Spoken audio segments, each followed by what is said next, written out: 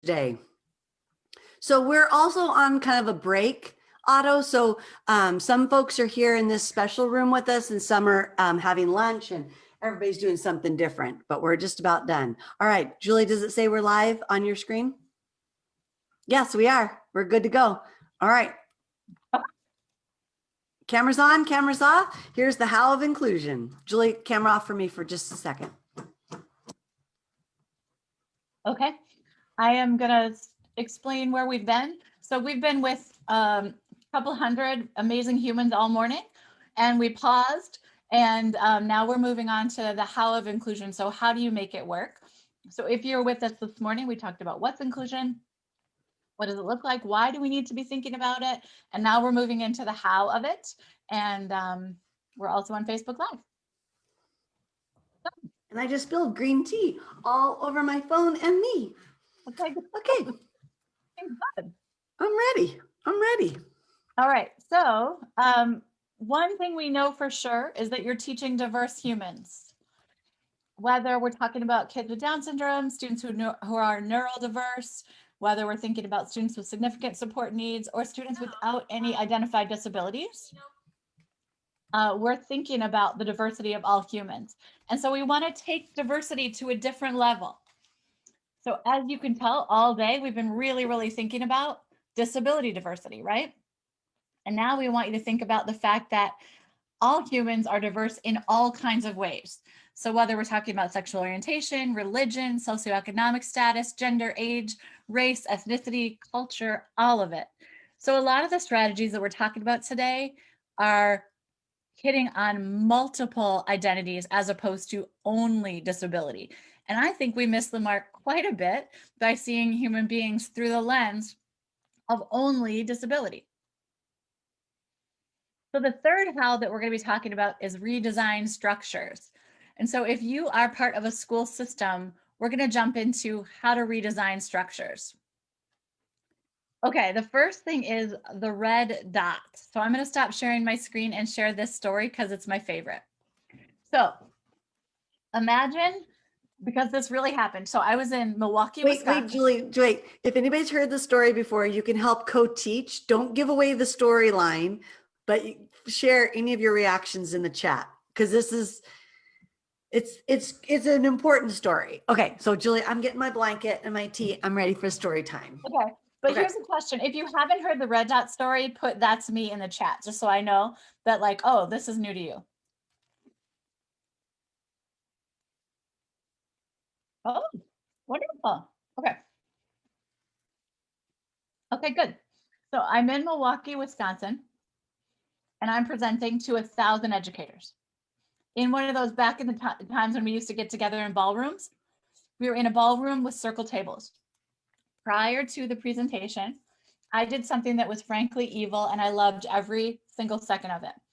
What I did is I took red dot stickers and I put them under 12 people's chairs randomly. So 1,000 people, 12 people get red dot stickers.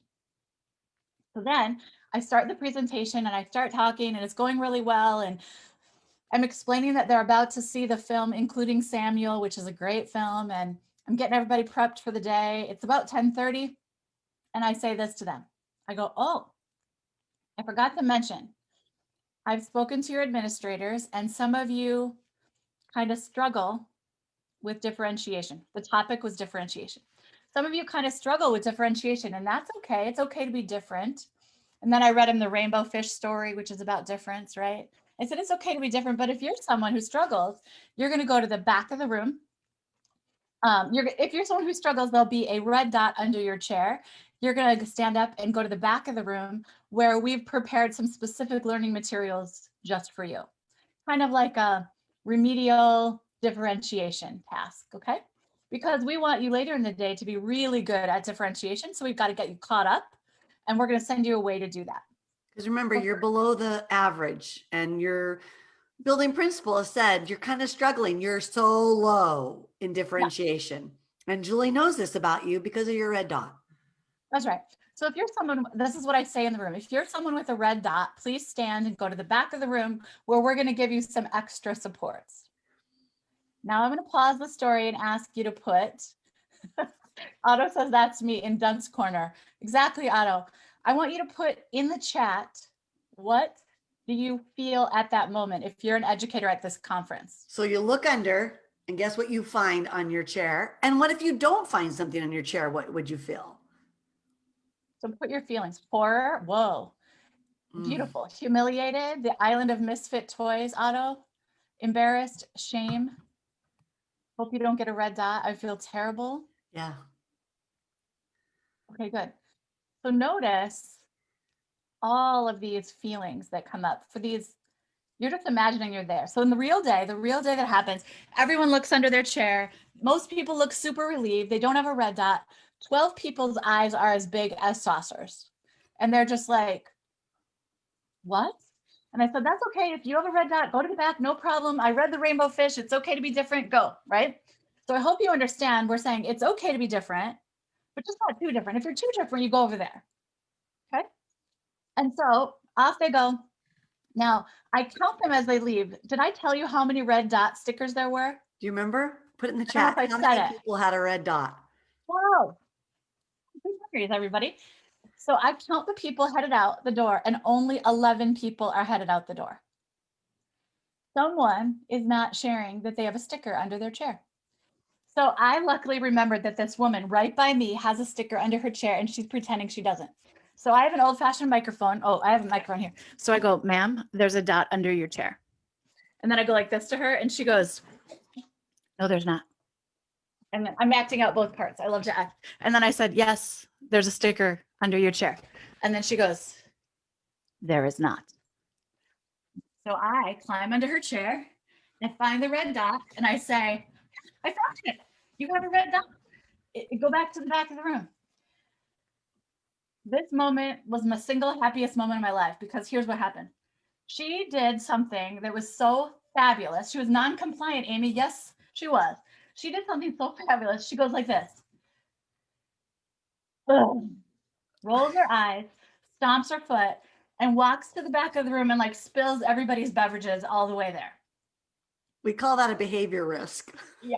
And I'm just like, thank you for this day and thank you for this behavior.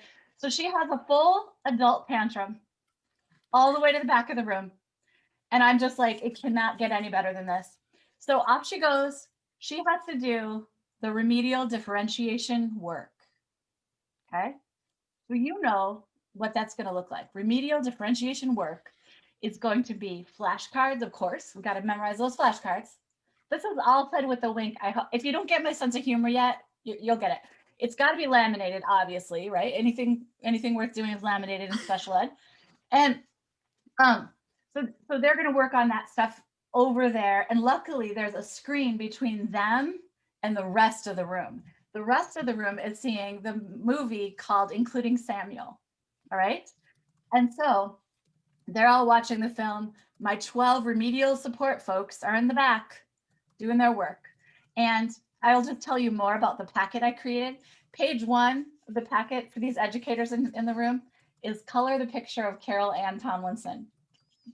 Because if you know who Carol Ann Tomlinson is, then you know how to differentiate. Page 2 is a word search for differentiation words. Page 3, right? You get it. What my point is often, if not almost all the time, the work we're asking kids to do in segregated special education rooms is not worth doing. So that's been said. I'm glad we said that. I'm glad we got that out of the way. No, you have to tell the rest of the story. I know, I am, but I just had to say that. Okay, so everybody watching the film, they're in the back, they're doing those coloring pictures, they're doing the things. Then the film is over. So they have finished watching, including Samuel. If you've watched it, you're crying because of the wedding scene and you're like, this is awesome. The 12 sneak back in the room. Now, if it was you or me, we would just come back to our chair and sit down quietly, right? We would just like, most do, except the Huffy woman, who was the one that kind of had to fit on the way out. She walks up to me like I'll the rubber chicken will be the Huffy. I'm gonna act it out with the rubber chicken. Is the Huffy woman. And she's like, can I have the microphone? And I'm like, no. And she's like, can you please give me the microphone? And I'm like, no. And so finally, she made me so nervous that I just gave her the microphone. I was like, here you go. So I gave her the microphone and she says, do you have any idea what it feels like to stand and leave the room because of a perceived deficit? Kind of funny to do it with a chicken, but do you have any idea what it feels like to stand and leave the room because of a perceived deficit? It was heartbreaking to me, she said. So then I have to open it up to the whole room. So I say to the whole room, okay. Nobody was better or worse at differentiation. Okay. Everybody, I did that randomly, but what did you feel like? Thank you, Otto. I got a mic drop from Otto. What did you feel like being in this room? And I kid you not, if there were 1,000 educators that day, I bet you 800 people were like this. And they were saying, I either felt very empathetic for people who left. I felt very upset because I wanted to go. I felt, and just everybody had different feelings and thoughts. So here's my question for you. The way I structured that activity, what problems occurred for any learner in the room? Well, I'll restate it and you put it in the chat. What problems occurred for any learner in the room because of how I structured that activity?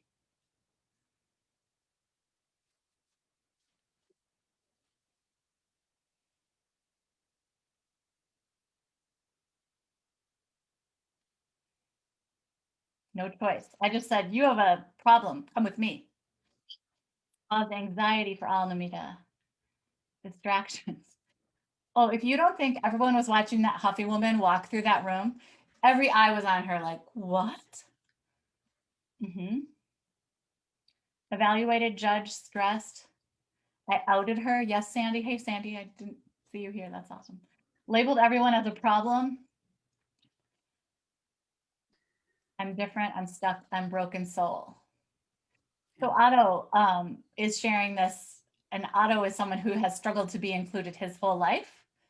So I really want you to look carefully at the words being said there, because I'm trying not to cry. That's real important.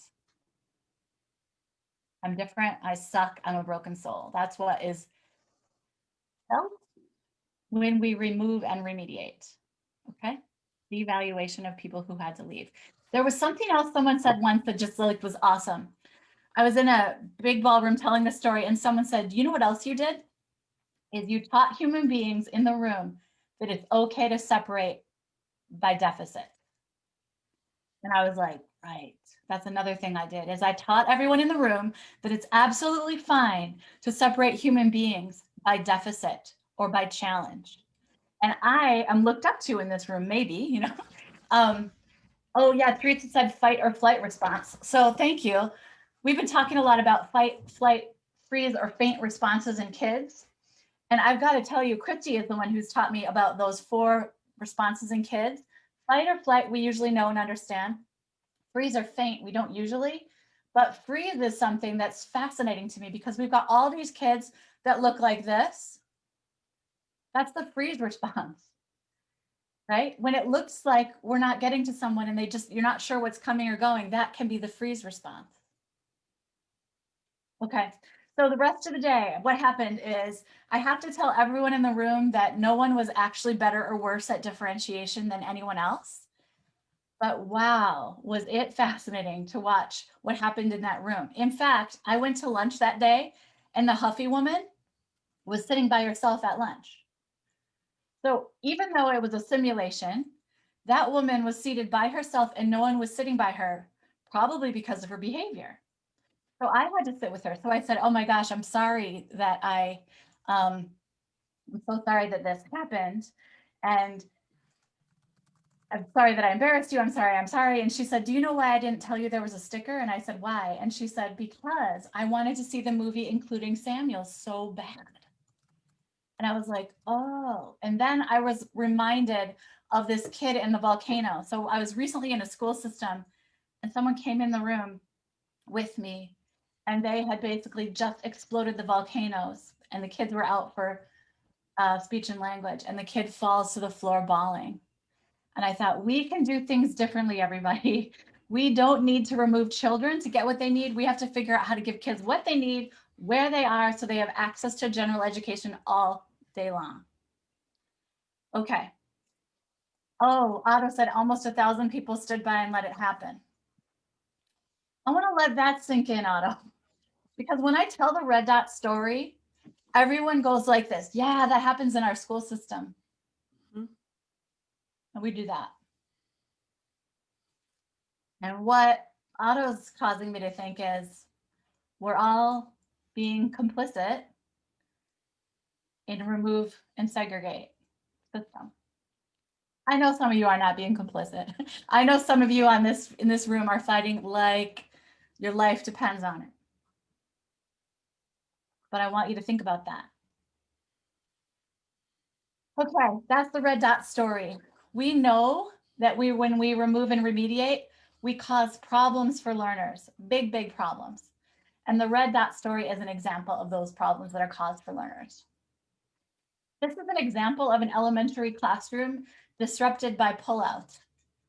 And I'm going to just share with you, this is a lot of the research we do is about like where our kids, how are they receiving services? And But Julie, are you doing a virtual parallel to today or just? yeah, there's parallel next. Yep. Yep. What it looks like in this particular school, this is when we had school, like real school in brick and mortar, is that students were leaving to go to these services. What problems do you see when you look at the map? I'm going to give you a little more information. On the map, you'll notice there are white kids, African-American kids, Asian students, Latina students, Latino students, and white students. What are you noticing about race? And what are you noticing about the whole system here? What are you noticing? So go ahead and put it in the chat.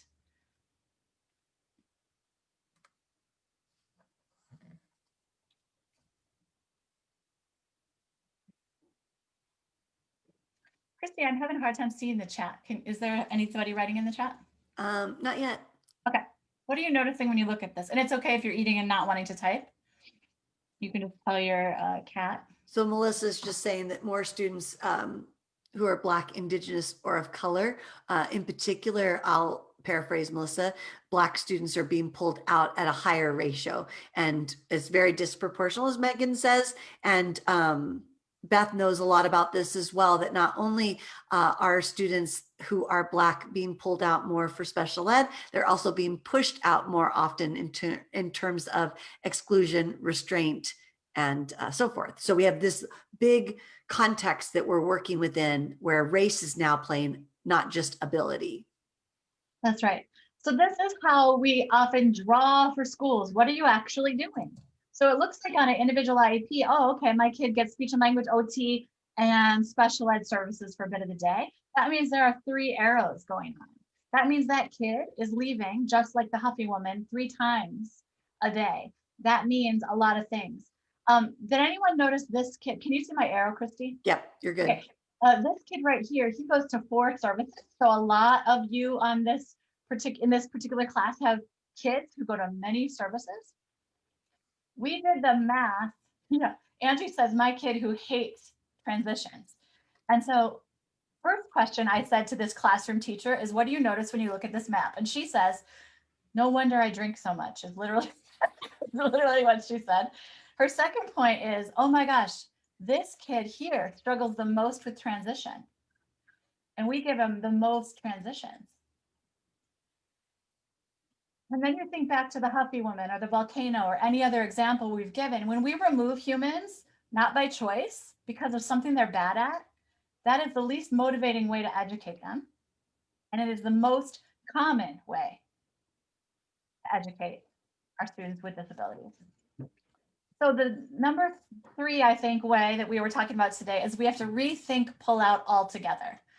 I'm going to use Derek as an example.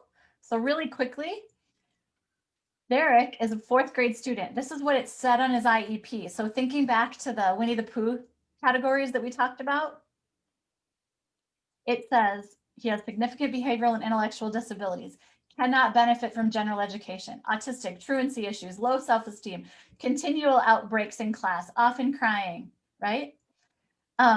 Easy to anger, is a runner, throws desks, unmotivated.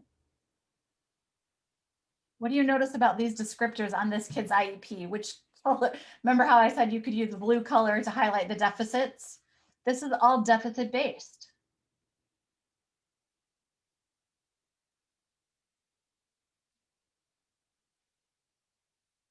I'm just reading Otto's point, and I just need to back it up. Back up the truck to Otto for a second. I knew you would be such a good co-teacher, Otto. Did you pick red for your dot because it's wrong answer? The wrong answer for a teacher, or stop sign, or no money in the bank, or danger? If it was a gold star, do you think it would be different? Oh, Otto, I can't tell you how many people say to me, I pull kids out all day long and they love it. They want to come with me. That's amazing. And I say, great. Do you have stickers or gum or candy in your pockets when you do? And they always go, yeah. And I say, great. If you're doing something so fabulous with a student that you're pulling a kid out, we should make sure that every kid has the opportunity to have that experience as opposed to not. And I think too, Julie, what I was reading into that, and Otto, you can kind of elaborate as well, or others had, there were so many messages, as in many of the things you share with us. It's sort of like a gold star, Julie, symbolically. You know, you and I have been talking about the use of the word white versus black. And so while it may not be a racial slur to say whiteboard, there is a connotation in the white dominant culture that white is pure or better or pristine or accurate. So I think what I got a little bit of what Otto was saying was red dot is symbolic of bad, stop, already. But if it was a gold star, would someone say, oh, I got a gold star, I get to go to the back of the room because I'm better? So there's also in symbolism in what we call special ed. So back to your labels here, everything with special ed has this hint of a more negative overtone versus gifted and talented. Who wouldn't want to be pulled out for gifted and talented, or AP or advanced, right? Woohoo, pull me out, label me, publicly announce it to the world, versus here's the short bus, get on it, Kristie. I don't know. I may have read into that, Otto. Yeah, Otto, feel free to elaborate. That's awesome. I'm going to show you this school as Otto's elaborating through this lens of inclusive practices. This is the school. This is the demographics only. I'm going to just quickly show you what it looks like. So this is the special ed service delivery. Derek goes to this school. All of these squares around the outside, or maybe they're called rectangles. Rectangles are general education classrooms, and these are resource rooms here, and there's a self-contained classroom here and an inclusion room here.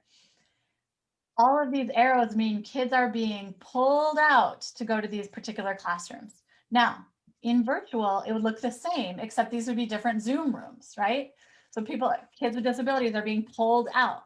What our job is to figure out VIP room in the club, popping bottles with your friends, says Otto. So that's if you got a gold star, that's what you feel like. So this is the special ed service delivery model before, and now if you make it inclusive, it goes like this. Those same special ed teachers are now inclusive teaming, and all those kids with disabilities are back in general education all the time, right? So if I'm a special ed teacher, I'm co-teaching between 3 rooms or 2 rooms or 1 room, and I'm in all these spaces co-teaching, and kids with disabilities are back in classrooms. If it's virtual that we're talking about students having access to general education content and curriculum and general education peers. Real access, total access, the same as anyone else, and sometimes better access or more access, okay? In virtual settings, inclusive settings, redesign means, first question, does every student have real access to general education content? Does every student have real access to general ed peers? Are teachers creating opportunities for students to connect and socialize and work together? Does every student have access to general education teachers? Distance learning does not mean the laws regarding placement have changed, okay? And for some people, I'm going to use Otto. I hope it's okay to use you. Well, let me first ask, is it okay to use you as an example, Otto? You can say yes or no, and either is totally fine.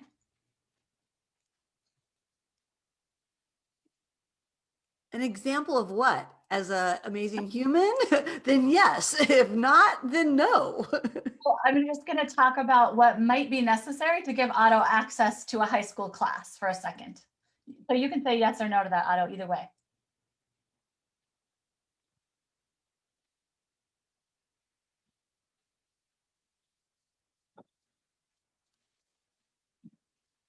Can you unmute? Yep, you're good. He said yes. Okay. So Otto types to communicate. Not only does Otto need access to the content because he's a brilliant human being and he needs access to every single piece of it and probably a lot of extensions because he gets it quicker than most people. That's true about Otto. So he needs access to rich, fabulous content curriculum that's exciting. He needs access to peers, just like anyone else, general education peers, and we need to create space and time so that he can use his motor planning in order to write and respond. And so we might give him a question. So for example, Otto, I'm going to give you a question. Otto, can you share what do you think you need in order to access general education, content, curriculum, and peers? And then we're moving on for a minute because we could wait while Otto typed, but he's going to craft something for us that's really going to be useful. So in virtual settings, we sometimes have to give better access or more access to friends and connections as opposed to less. It might mean we partner people more. It might mean we create social groups. It might mean we've got to do all kinds of stuff to give real meaningful access to particular students, especially a student who types to communicate. We've got to rethink that totally. I'm going to stop sharing.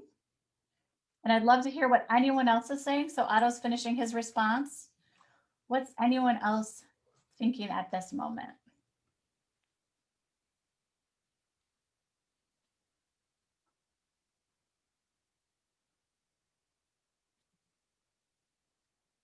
Teresa says, my co-teacher and I both work with all students, and I have to remind parents constantly, we both are their teachers.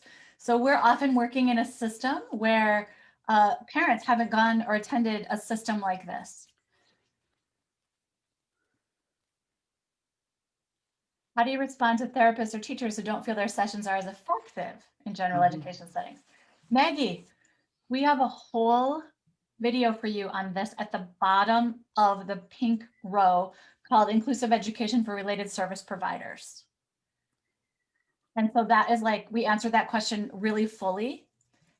Maggie, I'll put the link here directly. Keep going, Julie. Yeah, I'm just looking at people's concepts. So Beth said she loves how we're modeling inclusion and value of actual students. Yeah, well, we were so excited that Otto was going to be skipping school to come today. Now we're outing him again. But right, the value added is sort of amazing. Curriculum has to be delivered in a standard way at a standard pace. Oh, Sean, yeah. Julie, if I look like I'm not paying attention, couple things, y'all. So, I'm keeping my camera on because I like to give Julie nonverbals and it helps me just stay engaged. I'm also trying to chat with folks in Facebook Live and people are emailing me about this afternoon. So I'm kind of doing different things. And so know that sometimes when you co-teach, it's not always 50-50. It's, one person might be doing something that's on a back channel or providing a repeat or support, and the other person keeps going in a different way. So just kind of watch us do that as well. And then how we enlist you all to co-teach with us. Mm-hmm.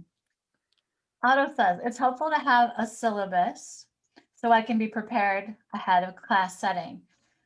It's 1 hour and I want to make the best use of everyone's time. Yeah, absolutely. So making sure that we're using people's time really effectively, we give opportunities for engagement, and then we move away so that Otto doesn't feel the pressure of type something remarkable, because 9 times out of 10, we're just kind of blown away by what you have to say. So there are so many conferences that aren't open to parents. That's what Beth says. Okay.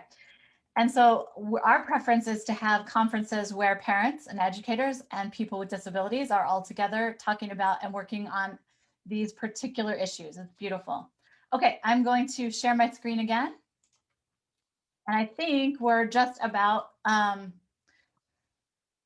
not going to use this example right at the very second, but when you think about English as a second language, this was their before looked like this, and now their after looks like this. And what we mean is there's an English language learner co-teaching in all these classes. Here's what really matters, I guess, to many people and to me in some ways, is that if you look at the results of moving to an inclusive placement for all kids, so moving to, I'm just going backwards so you can remember what we were talking about, moving to this, where all teachers are co-teaching in general ed, all kids are in general ed, right? When we move from all kids, instead of being pulled out for speaking a second language, instead they're all being included. What we find is the statewide reading test data is amazing.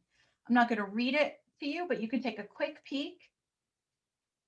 This is the students that are considered proficient or advanced. So they went from 50% proficient or advanced to 86% proficient or advanced. And if you look at special ed students, 13 to 60% proficient or advanced. Students in poverty from 40 to 78% proficient or advanced. Let's just look at special ed students. They went from 13% proficient or advanced to 60%. Here's the secret.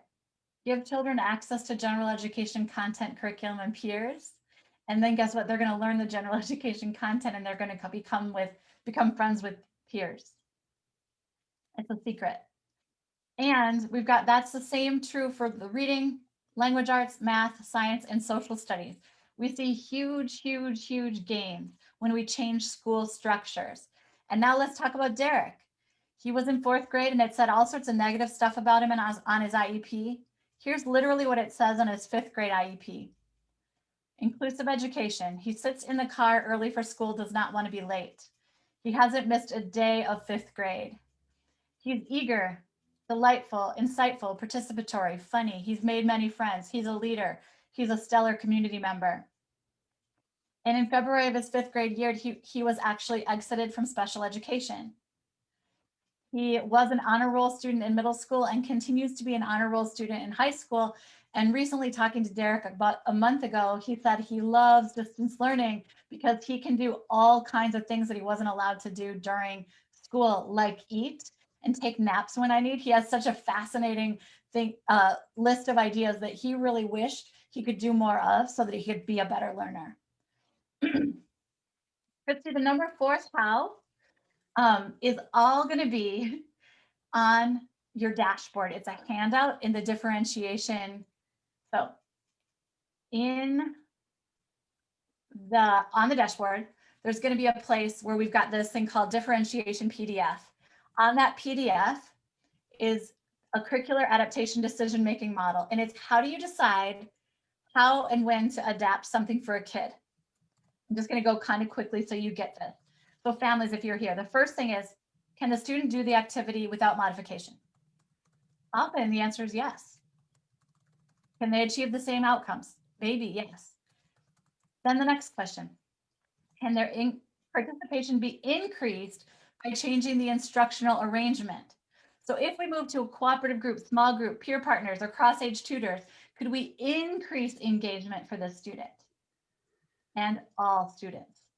So again, I'm not saying that you have a student with a disability who has a peer partner and they're the only ones partnered. Everybody is using partners. Can the student's participation be increased by changing the lesson formats?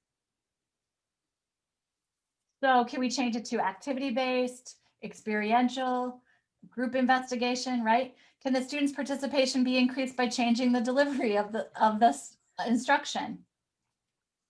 Will the student need adaptive curricular goals? Do we have to adjust the performance standards, the pacing, make it less complex, more complex, etc.? Or do we have to examine the learning environment? So can we make changes in the learning environment that will facilitate participation?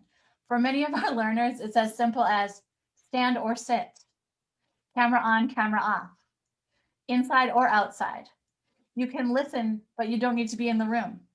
There are all kinds of adaptations about the environment that you can make that give people new access. So this is Julie. Yep. Can you, because I have 8 things in my head, tell us again what this is. I gave the link in Facebook and the link in the chat, but just reorient us one more time and how we might use this. Yes. Okay. So this is called a curricular adaptation decision-making model, and it comes initially from the work of Dr. Alice Udvari-Solner.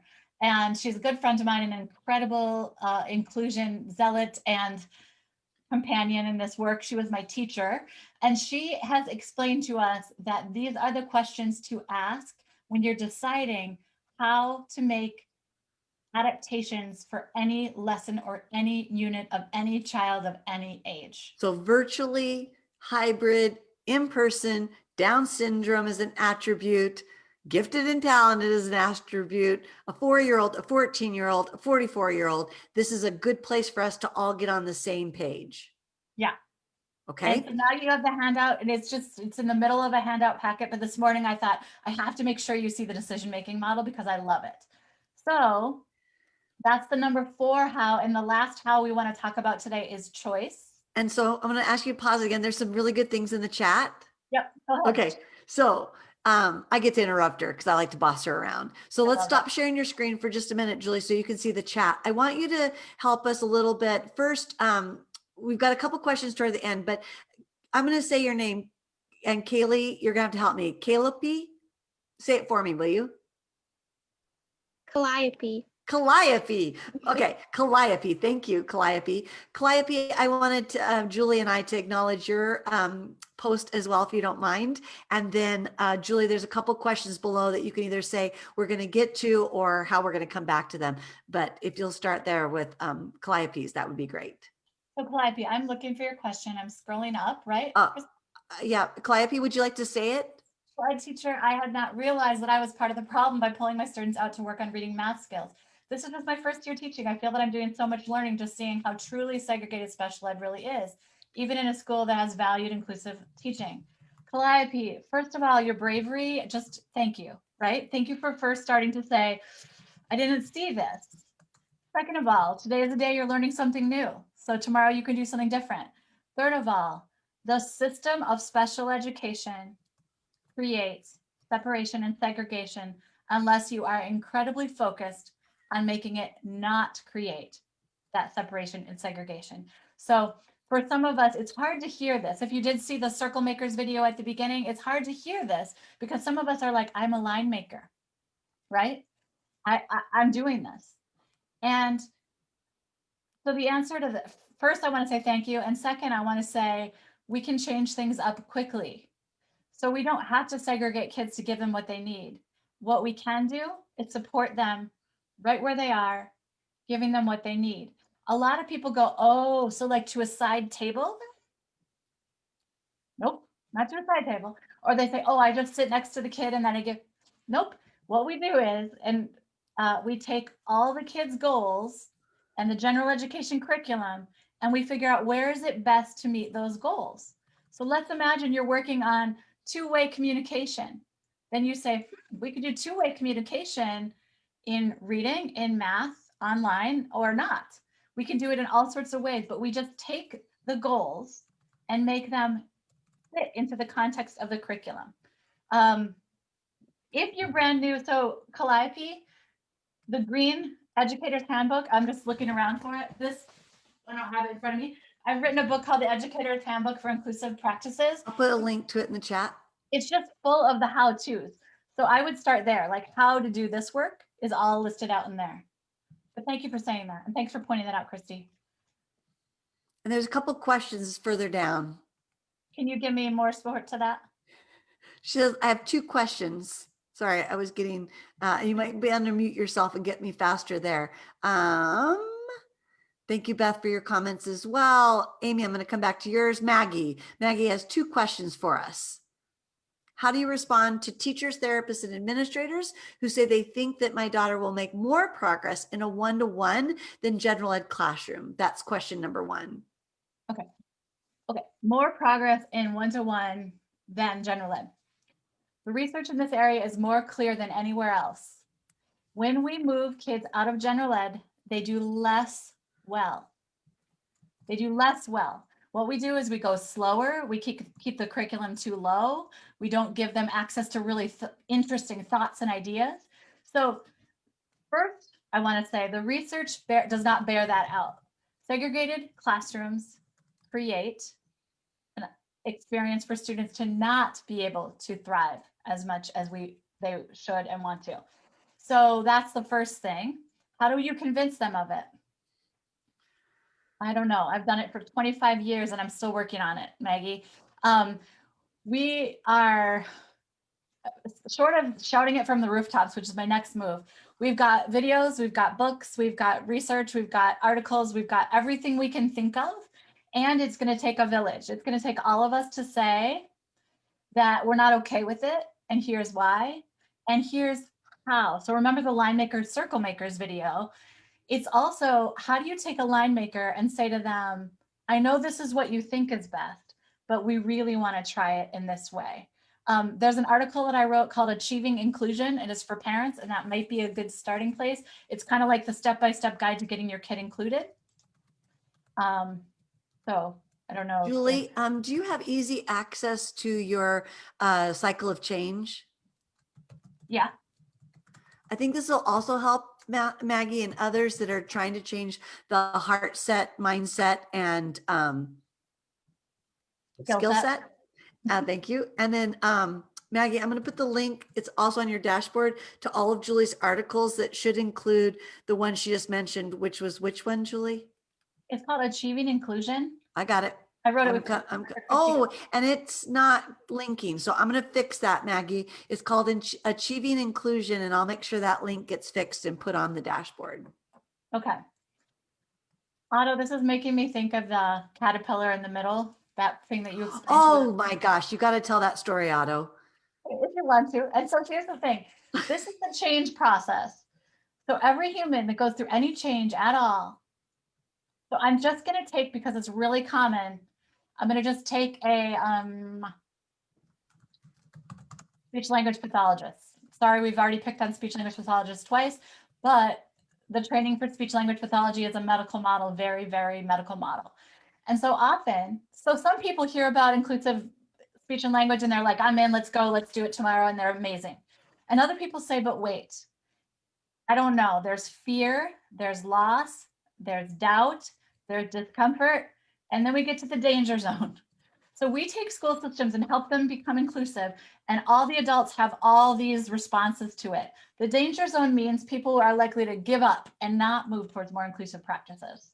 And to say, you know what, we tried that last year, it didn't work. Everyone was pretty upset and it created a lot of anxiety. Stage 4 is discovery. And that is where people start to go, oh, this is energizing. This is cool. This is actually better, right? Teresa, you co-teach, you've seen this where you're just like, this is it, right? And you just start to be like, I'm going to do this forever. Then there's stage 5 where you just start to become confident. Stage 6 is when you start to not only integrate it to your practices all the time, but you start to share your ideas with other people. That's when change happens. And so when you're working with any adult, I think you're a parent that first asked this question. I think it's really hard to walk people through this, but for me, it helps me remember that everybody's going through all of these stages, and we still can be humanistic and supportive to them as their ideas are changing. Some people hear about it, like even Calliope, you're just like, oh, I can tell by your question that you're like, what can I do tomorrow to do things differently? I didn't notice Calliope crying or doubting herself or anything. She kind of moved over to, I got this. Notice Calliope is a first-year teacher. She's more malleable. She's like, okay, I'm just learning this anyways, right? I'm going to look in the chat to see, Kristie, is there anything else you wanted me to say? Radio Lab. Thank you, Otto, for putting the link, and folks can check that out. And on your own learning, you'll get why that's an important lesson about the goo. Okay. Yeah, it's called The Goo and You, and Otto brought it to our attention, and I'm really fascinated with it, which is that it's very disruptive to learn something new. And in the middle of the phase of a butterfly moving, they are not a caterpillar and they're not a butterfly and they're just goo. And that is the part that blows people's minds, because for many of us, this is a different way of educating humans. And all of a sudden, I don't know who I was and I don't know who I'm going to be. And it's not comfortable. Okay, I'm going to stop sharing. Is that the change process, Kristie, that you're hoping? Yep, that was perfect. Thank you, Julie. I think we're good. If I miss something, just know we'll come back to it. But we want to do the 5th strategy, which is, as Julie always says, choice is the friend of inclusion. So we want to give you tons of ways to give choice, whether it's virtual, hybrid, or in person, 4-year-olds, 14-year-olds, or 44-year-olds. That's my little phrase today. Ooh, I like that phrase. And I have a puppy because my dog sitter's not here yet. Not the one with COVID, but the other one. I'm also liking the phrase from pre-K to PhD. That's a new cute phrase. Yeah. Okay. Play from current slide. So here we are. We talked about that, the last how, and there are more than this many hows, but we're just doing 5 today, is offer choice. Choice of action process, choice of location, choice of product, choice of reward, choice of topic, choice of time, choice of format, choice of grouping. I'm just going to use choice of grouping as an example. So I often, as an educator, say PIG grouping, P-I-G, which means partner, individual, and group. You have a choice, go do it, and come back, right? And so what you're allowing for is, how many of you put yes in the chat if some days you would pick individual? You'd be like, yep, I just want to do this on my own. How many put yes in the chat so I can tell?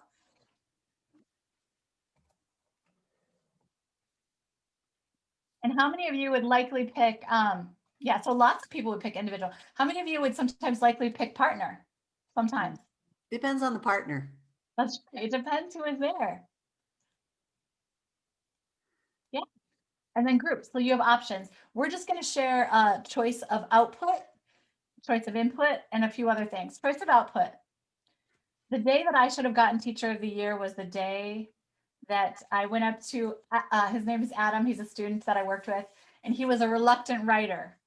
And so we basically said to him, we took a big group of writing utensils and said, what will it be, kind sir? And he goes like this, a lavender fine tip, my dear.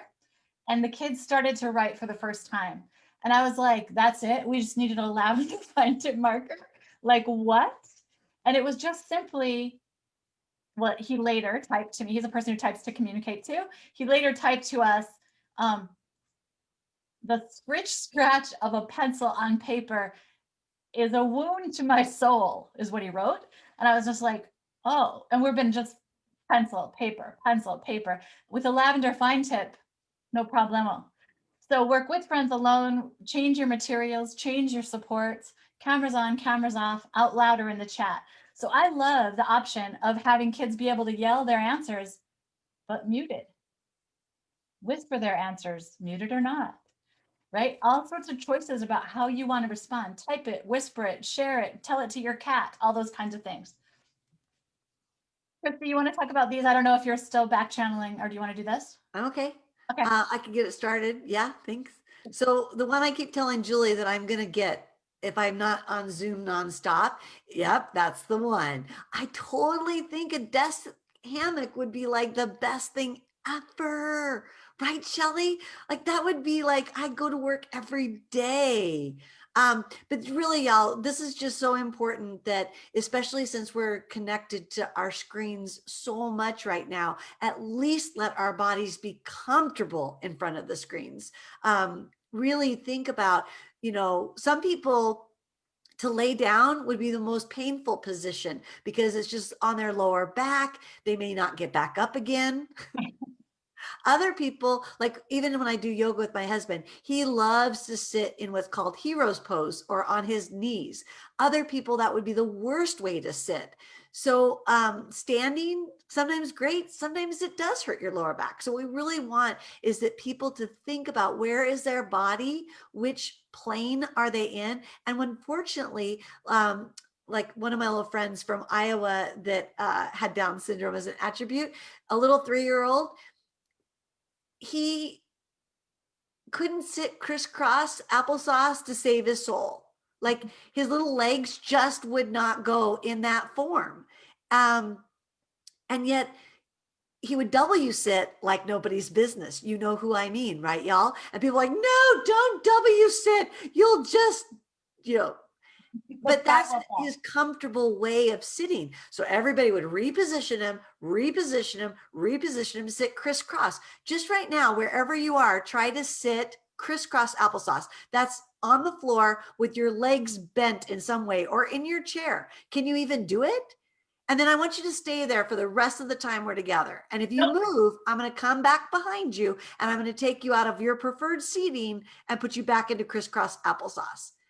So we really want to think about, my body has to be comfortable. Julie, tell them about your new chair, because Otto's a good chair too. I know Otto said it. I don't know if you can see this, but I just got a brand new chair 2 days ago, and it adjusts in all sorts of ways, and I'm so into it. So into it. Yes, all kids, let them choose, let them sit, let them lay down, let them have cameras on, cameras off, please, please, please. And for people who move to learn, there are lots of people who need to move to learn. What if we just welcome movement and say, you should be moving when you're learning? We'd love it if you moved when you learn. And to Otto's point, is the goal to sit or to learn? And I think people would say, Otto, this child had an IEP goal that he would sit, well, probably the negative, would not W sit. And so what happens is we create goals that are actually barriers to learning. And then we're going to say 2 out of 3 times with 100% accuracy. Oh, can't do it. We better get a paraprofessional to come in and make sure you sit 2 out of 3 times with 100% accuracy, because that's your goal. And that becomes our guiding light and the truth. And we wrote the goal, y'all. You can rewrite the goal. So, Kristie, I'm going to just say that again. I'm going to unshare my screen. I'm going to say it real close to the microphone. Okay. You can rewrite goals. You are allowed. Okay, they want to drop their mic. So people say to me all the time, I would do inclusion, it's just not in their IEP. Or the IEP landed from heaven into my hand, and then I have to follow it. And I just go like this, who writes the IEPs, friends? And then they go, well, okay, if you're on the team, you write the IEP. If you're a parent, you're on the IEP. We can write new goals, we can write new plans, we can write new things that make sense. Here's Even what it during a says. pandemic. Yeah. You're already not popular, y'all. Just call an IEP meeting, make them rewrite it. It's not like you're going to win the contest. You're going to lose the popularity contest. We know that. We don't even enter anymore. Oh, people are writing so many good things. The other thing I was going to say is it's just useful to say the law says it's a flexible document to be written and rewritten at any point. Flexible document, written, rewritten. So in case people get worried. And once we change placement, it needs to be rewritten anyway. Yeah. Okay. We're just sharing choice as the last big idea today. Okay. Before we take our little lunchy break. But we've got movement choice, sit and walk, fit in new ways, virtual high fives. That's me. We did that this morning. Student specific spaces, swings, stairs, allowing kids in their home to utilize anything they have to move. Scavenger hunt. So let's imagine I said to you, here's a scavenger hunt. Find one thing that represents a big idea we had today in your location. Let's do it, Julie. I feel scared. You want to do it? I want to do it. I think they need to move. Okay. Or they can do it in their mind, but you can go grab the object, you can take a picture of it, or you can just do visual and think about it. But I'm going to try it. Give me the prompt, Julie. Okay. So Kristie's going to set a 1-minute timer. Okay. And return to your screen with a word or an object that represents one idea that we've learned today. Okay. 1 minute, go.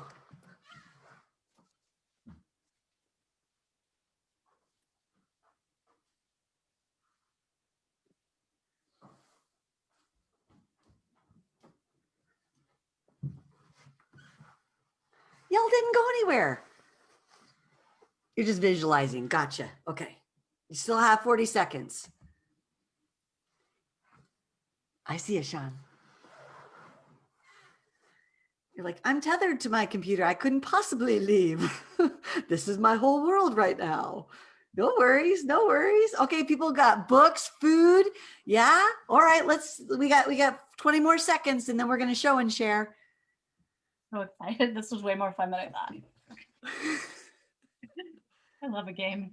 These 1 minute, y'all. You're like, but instructional time, especially design instruction, we're missing out. No, look what we just did. We moved, we had choice, we had fun, we got neurons to wire, we ate, we drank, we shared. Oh my gosh, we did 7 IEP goals and it's 1 minute and 5 seconds. Go, Julie. I took, Otto, this is a shameless plug for your. Oh yeah. Okay, this is a shameless plug for Otto's website called Otto's Motto. So if you don't know. I'll put it in the chat. Yeah, I went and got this because it's my favorite mug.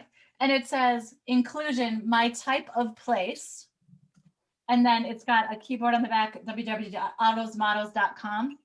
So this is probably one of my most prized possessions related to inclusion. Because I also love what you did there with my type of place. I think it's brilliant. Okay. And if you take a picture with your mug, you get to be on his Instagram. NBD. Okay, what else? I'll show you what I got, Julie. I got my meditation pillow because I think it would be more comfortable to sit on that on my chair. Cool. Erin, you look ready with your mixed nuts. You can unmute. Yep.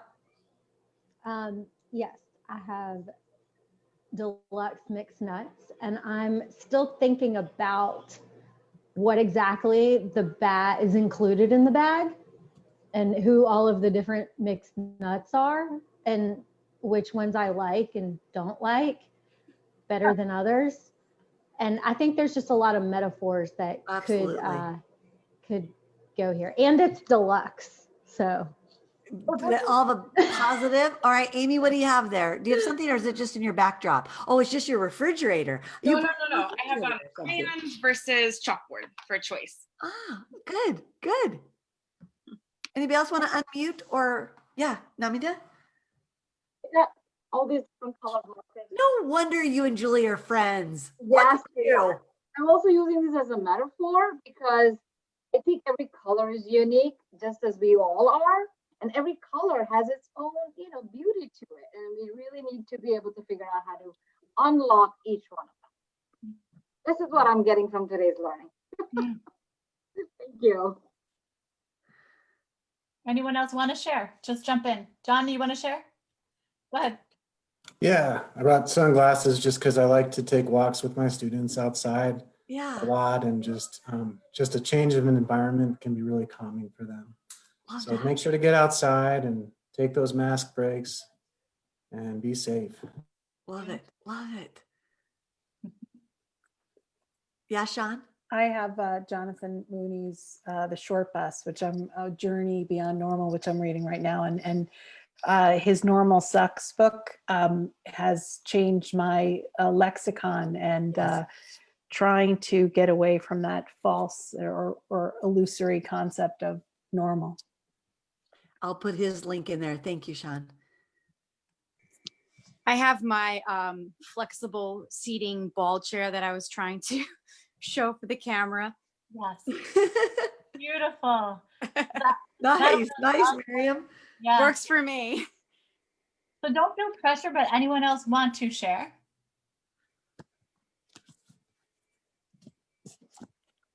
And if we missed anything, you can unmute. Same with you, Shelley. If we missed anything that Otto wanted to share and you want to do it on his behalf, that's cool too. He typed blankets rock, go team Linus. Team Linus. Linus, he carries his He blanket. always loves the weight of a blanket, and whenever he wanted to bring a blanket to school, like when it was school, they were like, no, that's weird. No, get out of here. Get out of here with that weird blanketness. So I have one right here. Yes. I'm on Team Linus. It's very soft.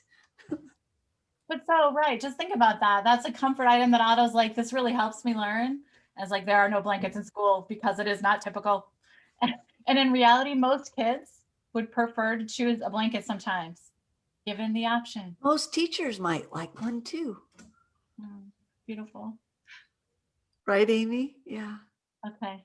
Okay, where are we going from here, Julie? How much longer so we can give these poor humans a break? One last minute. That's it. Just Okay. One last minute. How about that? The last Okay. thing, I just want to make sure that we get everything that we plan so that you Yeah, get. for sure. So we've got all this movement choice. Dance parties should be happening in your school system or your homes if that's what you're into.